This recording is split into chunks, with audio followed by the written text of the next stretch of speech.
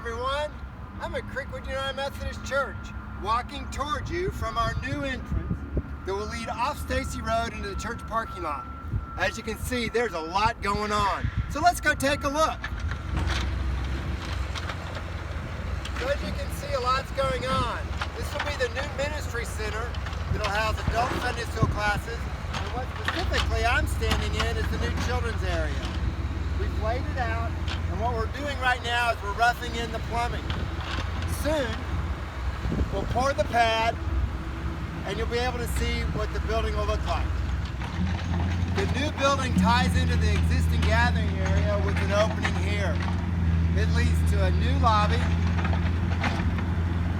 and a large adult Sunday school multi-purpose room.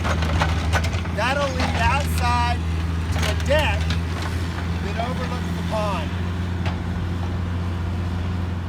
A lot of people have asked, what's this?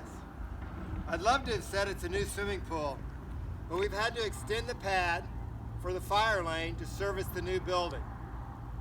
We've had to do some work in the parking lot to extend the fire hydrants to the north side of the property because of the new building.